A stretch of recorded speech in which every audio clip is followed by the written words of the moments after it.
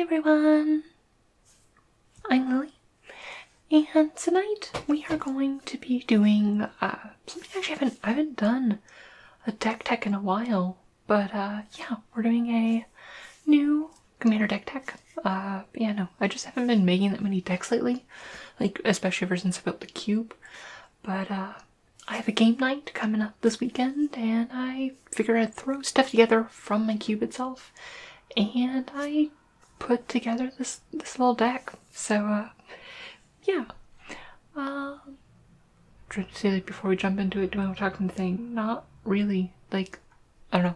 I'm in top 10 Commander Cube mode where I'm just like, oh, I gotta talk about what we're doing, but it's Commander deck. No. But going into it, we have, this is a Commander deck based around X. It is a silver border Commander deck, so it does have some silver border cards, and I abide by the official silver border ban list that they put out, that the Commander Council put out about the time that Unstable came out, and they made silver border officially legal for a month. But they had a ban list, and my play group is fine with that as long as you abide by that ban list.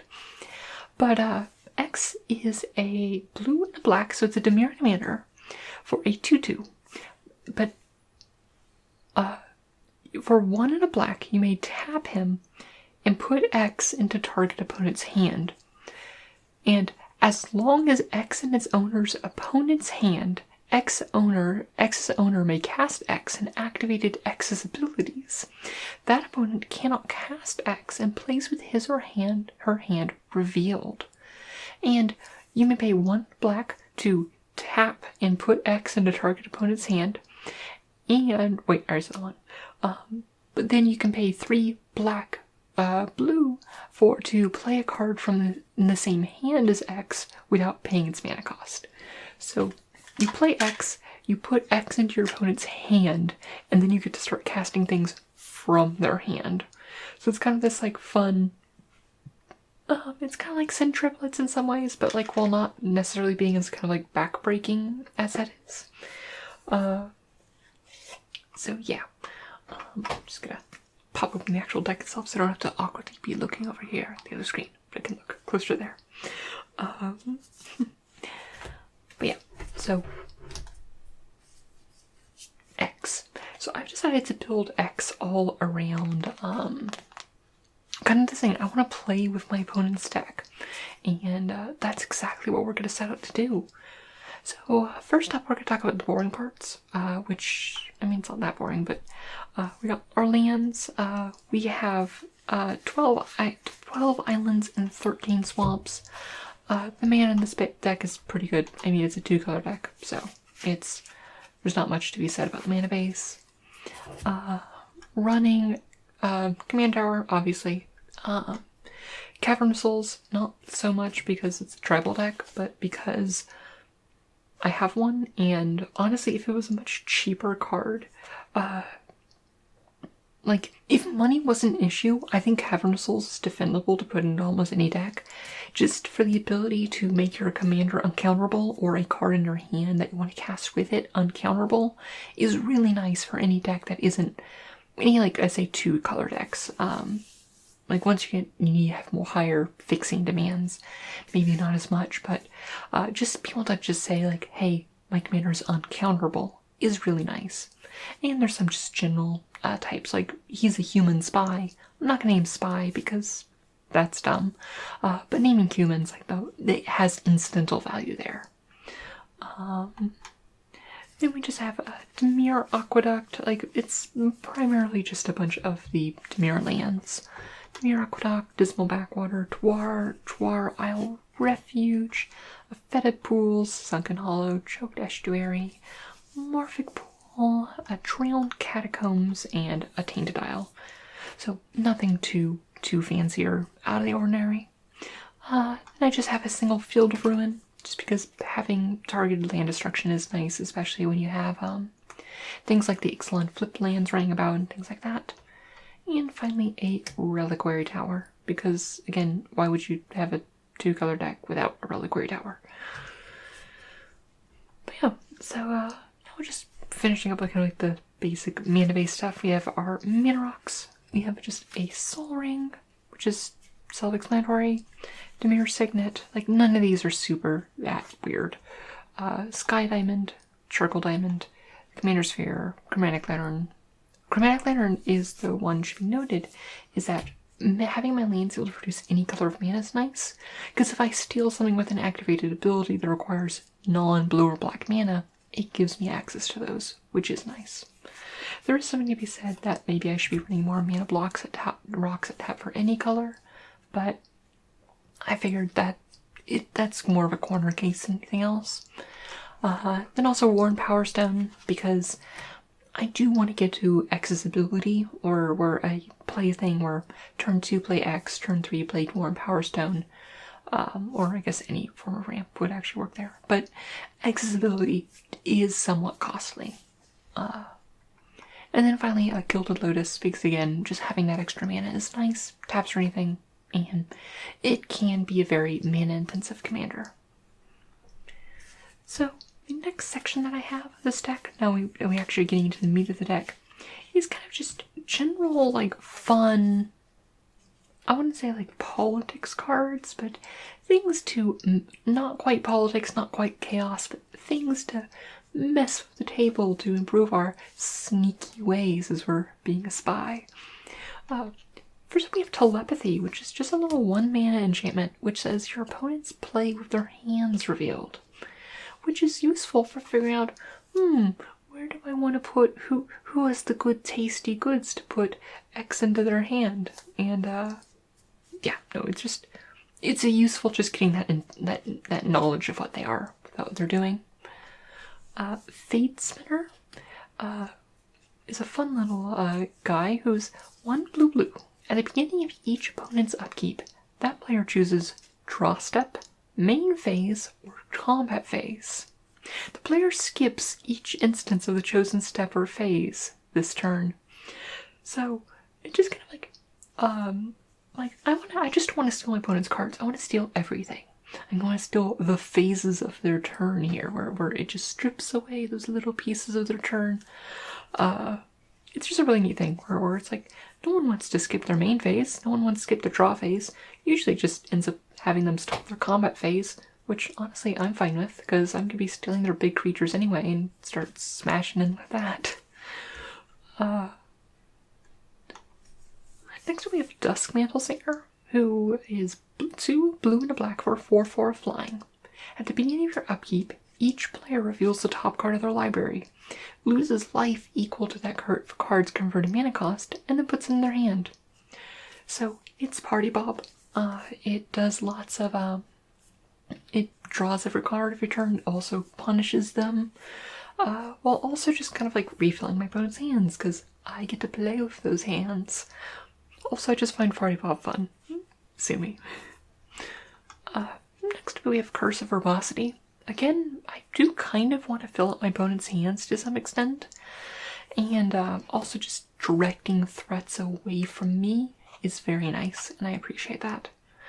This is one of the 3-mana enchantments that whenever enchanted player is attacked, draw a card, and each opponent attacking that player does the same. So if I attack them, I draw a card. If my opponent attacks that person, they draw a card, and I draw a card. So it's very nice. And then finally we have Kindslaver. There's going to be, at this commander night there's going to be more than one game going on, so we'll be able to handle this well, but it's a 5-mana artifact, which can be 5 and tap it to sacrifice Kindslaver.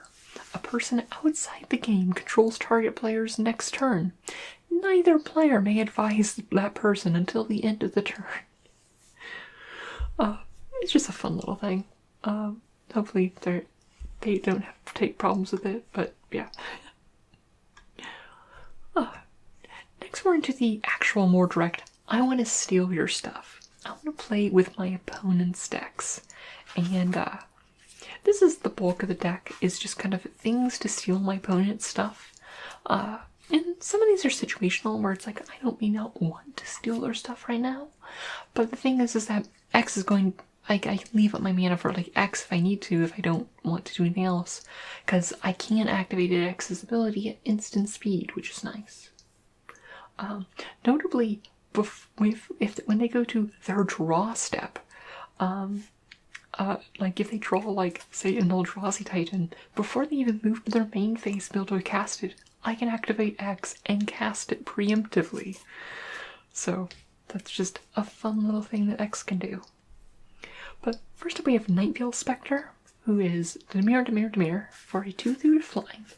And whenever it deals combat damage to a player, that player exiles the top card of their library. And then I can play those cards. So it's a pretty classic steal their stuff card. I don't have the new one. The one from Guild of Ravnica. Just because I don't own one yet. I need to pick one up. I haven't really picked up any of the Guild of Ravnica stuff yet. Since typically I don't pick up singles of cards of the active set, because if I do, I know I'll open them in the next draft I do. So I just generally try to avoid that. So, but I don't, it's not bugging me that I don't know its name. I'll figure it out. Next we have Silent Blade Oni, who is 3 blue, black for 6/5. Who also has ninjutsu for 4 blue, black. And whenever it deals combat damage to a player, look at that player's hand, and you may cast a non-land card from it without paying its mana cost. So it's very similar to X, where I get to look at their hands, play a card from it. Yeah, it can be kind of awkward, because like, this deck isn't really set up to do ninjutsu and make it unblockable and things like that. But that said, it just really fits on flavor for this deck, so, and it goes. Chaos Wand, which is a 3-mana artifact. You may pay 4 and tap it to have target opponent exile cards from the top of their library until they exile an instant or sorcery, and then they can cast that card. So, doesn't cast it from their hand, but it steals it out of their library, and honestly this card is just actually surprisingly powerful in Commander. Next we have Gonti, which is a 4-mana 2/3 of Death Touch, and when he enters the battlefield, I do look at the top 4 cards of my opponent's library, exile one of them, and I can always just cast that card. So, pretty simple. It's just a one-off, but he does leave behind a 2/3 Death Touch, and I do like my Death Touch creatures in Commander. Just for dissuading attacks and stuff. All the way up at the 7-mana mark, we have Mind's Dilation, which is a 5 blue for an enchantment. Whenever an opponent casts Scissor for a first spell each turn, that player exiles the top card of their library. If it's a non-land card, you may cast it without paying its mana cost. So I love this card. I think it's a lot of fun, and it's like really kind of a need to remove threat, just because it just does so much to just get like you get so much value over the course of a whole turn cycle. But I think you start to get the idea of like what we're doing. It's like this deck has almost no actual threats in it. It really doesn't have a good way of closing the game itself. I am relying on just stealing my opponent's stuff, which isn't the strongest strategy. Oh, but does it feel so good. Next we have Spelltwine, which is 6-mana sorcery. Exile target instant or sorcery card from your graveyard and target instant or sorcery in an opponent's graveyard. And I copy those cards and cast those copies if able without paying their mana costs. Exile Spelltwine. So it allows you to recast a card from your deck card and someone else's. So it's kind of like a double snapcaster in a kind of way. But yeah. Next up we have Sepulchral. I want to say Sepulcher, but that's not right. Sepulchral Primordial, who is a 7-mana 5/4 with Intimidate. And when it enters the battlefield for each opponent, you may put up to 1 target creature card from that player's graveyard onto the battlefield under your control. So I'm reanimating their stuff now. I can steal it from your hand, I can steal it from your library. But yeah, I don't have Desertion, so I can't steal it from the stack, unfortunately. But yeah, Sepulchral Primordial. Yeah. New edition, we have Mass Manipulation, which is XX blue, which is gain control of X target creatures and or planeswalkers. Pretty straightforward. I mean, at 6 mana, like, steal one thing, it's about right for this deck. But when you like is stealing 2 things or more, it's just very nice in this deck. One thing also to note is that, yeah, some of these have pretty high mana requirements, but they have to time too.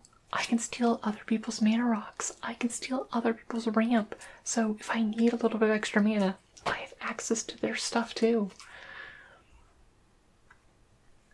Next up we have Conjured Currency, which is like a little fun one for this deck. It is a 6-mana enchantment. At the beginning of your upkeep, you may exchange control of Conjured Currency and target permanent you neither own nor control. So, this is an interesting card, which in most decks isn't actually that useful, because, okay, you exchange something, but then they get to steal someone else, and then it just, in Commander, like, will just start going around and things like that, and your threats, your own threats will get stolen, but the thing is that very few of the threats that I'm putting out are my own, so, it just kind of like favors me, and while it's still not amazing in this deck, I think it just can lead to some really fun little things. Ooh, I should put I don't have a perplexing chimera. I need to put that in this deck. Ooh, I forgot about that. Note to self, put perplexing chimera in this deck. Next we have just have Imbolus's Clutches, which is just a 6-mana, you control enchanted permanent. So you can steal anything, which is important to note just which ones are permanents and which ones are creatures. And it makes it legendary, which isn't super relevant, but it's there. Sower of Temptation, who is a 4-mana 2/2 fairy wizard. And when it enters the battlefield, gain control of target creature for as long as Sower of Temptation remains on the battlefield. So it's a little bit more fragile than some of the enchantments and stuff, but still solid, steal your stuff. Classic of the genre, we have Blatant Thievery, which is 4 blue. For each opponent, gain control of target permanent that players controls. Also, I love this art from Explorers of Ixalan. It's just, really good art. Also has dinosaurs, so what isn't there to like? This one isn't really stealing, but it's like copying their stuff, kinda. But, Stealing's Artistry, which is a 6-mana sorcery. Choose one or both. Create a token that's a copy of target artifact, and create a token that's a copy of target creature, except it's also an artifact. So, while not strictly a steal their thing, it steals the spirit of their thing. Sideways card, which I don't have to read sideways because due to this new technology in physical cards, I can turn it sideways. Look at that fancy stuff. Yeah. But its main size, which is 2 blue Dimir for gain control of target creature of power 2 or less, which is the main thing I'm looking at because I want to gain control of their stuff. And on his other side, he can do 3 blue black. I can surveil 3 and reanimate something, which I'm not really looking to. I'm mostly just looking to gain control of a small thing. So yeah. Lake Lame, which is another. It's a 7-mana enchant permanent, but if it's early game and I'm stuck on like lands or something, I can cycle it, so that's cool. Also, you get to see Kevnet's beautiful, oddly human hands, so that's cool. Confiscate, which is just a generic 6-mana controlled target permanent. Entrancing Melody, which is X blue for gain control of target creature with the converted mana cost X. Just a cheaper one, mostly able to be just like snipe like a mana dork or some utility creature like that. Switcheroo, switch some things around, take things that I don't actually really care about that much.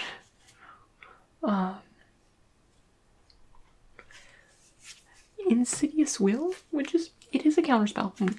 There's another counterspell section in a moment, but counterspells are actually a really good thing because I can activate exit instant speed, I can keep up my mana until right before my turn to have these counterspells ready. But mostly this one can it can counter target spell, or I can choose new targets for a spell, essentially stealing the spell, or copy it and choose new targets. So, yeah. Spell Swindle. It steals the mana of the spell, because I can't afford mana drain, which is it's a 3 blue for an instant counter target spell, and create X treasure artifact tokens, where X is the move for spells and mana cost. So, explode the treasure. One of the weirder cards, and not even silver border of this one, which is Shell of the Last Kappa, which is a 3-mana legendary artifact. I may pay 3 and tap it to remove from the game target instant or sorcery spell that targets you, so I exile it. And I may pay 3 and tap it and sacrifice it to play a card removed from the game with Shell of the Last Kappa without paying its mana cost. I'm mostly experimenting with this. It's weird. I saw it, I'm like, this seems cool. We'll see how it goes. So it kind of like gives you pseudo hexproof if you put in the mana, but also lets you like absorb it and like redirect it, which is cool. Also, it's from everyone's favorite block, Kamigawa. So yeah. Cursive Echoes. I don't just steal for myself, I steal for everyone. And Cursive Echoes is a 5-mana curse, which is whenever an enchanted player casts an sorcery spell, each other player may also copy that spell and may choose new targets for their copy. So, yay! You cast a Rampant Growth, we all cast Rampant Growth. You cast Time Warp, we all cast Time Warp. Next we have also one of the few silver border cards we have in there. We have Clocknapper, which is a 5-mana 2/2, and when enters battlefield, choose beginning phase, pre-combat main phase, combat phase, or post-combat main phase, or ending phase. Steal that phase from target player during his or her next turn. So normally you just steal their untap phase, and you get to draw an extra card while preventing them from like their beginning phase. So you get to draw an extra card, untap your stuff, also letting me like activate X and things like that. So it's just it's a little quirky thing. It isn't super powerful, but it's fun. Now we're going into kind of like removal and disruption stuff. So first up we just have a Mystic Confluence. I don't mind running 5 mana for a counterspell, as well as balance card draw, just because accessibility is 5 mana, so Mystic Confluence, very nice. Disallow. Just generic good counterspell. Take out anything. Avatar of Woe. Mostly just as a big in-game like threat, like one of the few threats and just repeatable sources of just killing stuff. Not much to say. It's an Avatar of Woe. An entirely normal armchair, which is no cost artifact. You can't actually cast it. But during your turn, if entirely normal armchair is in your hand, you may hide it on the battlefield. And any player may pay 0 and return it to its owner's hand. Only any opponent may activate his ability. And only if they see entirely normal armchair. And they pay 2 and sack it to destroy target attacking creature. So you hide it on the battlefield and use it as a bad removal spell, but it's funny, so yeah. Next up we have Ultimate Price, which is 1 black for an instant, destroy target monocolored creature. This is because when I was going through my cube, I didn't find a Doomblade, so we have this instead. Imprisoned in the Moon, because it's one of my favorite removal spells, but it's 2 and a blue, enchanted creature, land, or planeswalker. And it turns it in that enchanted permanent into a colorless land with tap add colorless to its mana pool and loses all other card types and abilities. So it turns them into a land, and that's cool. Royal Assassin, just another good repeatable thing. Also, it kind of like fits in like the sneaky, I don't know, aesthetic of the whole thing. I don't know. Patron of the Vein, who is a 6-mana 4/4 flying vampire, and when it enters battlefield, destroy target creature an opponent controls. And whenever a creature an opponent controls dies, exile it and put a +1/+1 counter on each vampire you control. But Lily, this isn't a vampire deck. No, it's not. But that doesn't change the fact that this card is really good. Like, okay, on its base level, if you have no other vampires, is a 6 mana 4/4 flyer that on ETB destroys a creature. Wait, no, it doesn't destroy it. It actually enters as a 5/5 because it gets that, and it exiles a creature. Also, it prevents any creatures from going to the graveyard, so that's cool. And for each creature an opponent controls that goes to the graveyard, it gets an extra +1/+1 counter, so it keeps growing over time. Even just itself without any vampires. It's just very good, even by himself with no other vampire friends. Just, yeah. And speaking of graveyard hate, we also just have a Nihil Spellbomb, which is a 1 mana artifact, and you may sacrifice it to exile all cards from target player's graveyard.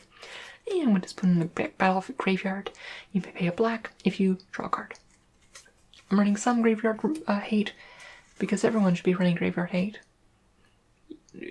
No one runs enough graveyard hate. Honestly, this deck could use a little more, but I do care about having my opponent's graveyard somewhat full because I have stuff that does care about it. But what do? That's enough.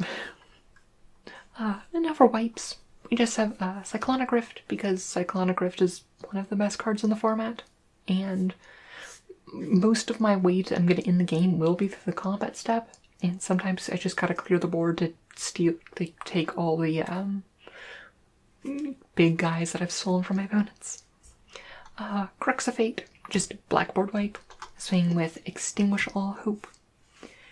In the next section we just have kind of card draw, card selection, that sort of thing.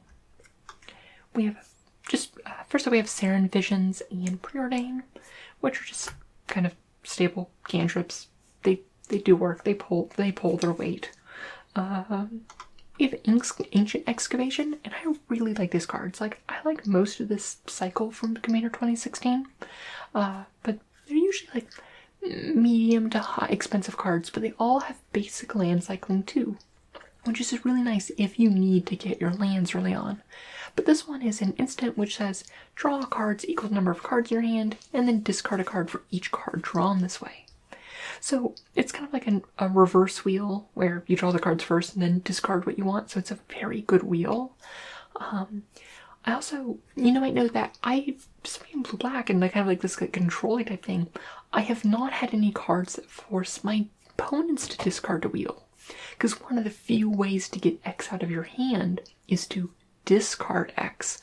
And I don't want to be giving my opponents any avenues to discard my commander, causing me to have to put it back in the hands and replay them and put it in someone else's hand. Granted, I can always cast X from their hand if I want to put it in someone else's hand, but I don't need to because, but that's why I've explicitly avoided having any cards that involve my opponent's discarding. Next we have Treasure Cruise because Treasure Cruise is bonkers. 8 mana sorcery with Delve, draw 3 cards. If you don't know what Treasure Cruise is, you don't know what Delve is. So Delve is, you can exile cards from your graveyard to help pay for the cost. So it's, 8 mana, draw 3 cards. That's bad. But honestly, by late game, this is usually 1 to 4 mana, draw 3 cards, which is much better. Next we have it's a bad fact or fiction, but I love the little game that it is, which is for a 3 and a blue for an instant. Target opponent looks at the top 4 cards of your library and separates them into a face down pile and a face up pile. Put one into your hand and the other into your graveyard. So it's not as good as fact or fiction, but where all the cards are face up, but it does. I just like the little game of okay, do I show the really good stuff and be ooh, but there's one card here that's face down. Ooh, is that so much better, or is it just a basic land? And I think it's fun, so I put it in there. Next we have Theft of Dreams, which is a 3 mana sorcery. For each tap creature target opponent controls, draw a card. It's situational, but it has the potential to draw a fair amount of cards, and it's nice, and it's really cool art. That's just some wild art on there. So it's only 3 mana. This effect has the potential to draw, I think that one time I drew 15 cards off of this, and it was just nice. That's not bad for 3 mana. This Everything Imaging, which is a 6-mana artifact. You may tap it to add 1 mana of any one color to your mana pool. Okay, it's a mana rock, who cares? On its third ability, you may pay 8 and tap it to have it deal 12 damage to target creature. Which is, I mean, yeah, I did talk about this on my last video, this specific one, so it's a removal spell very expensively, but you may pay 1 and tap it to save the flavor text on a card in your hand. Target opponent guesses that card's name. You may reveal that card. If you do and your opponent guessed wrong, draw a card.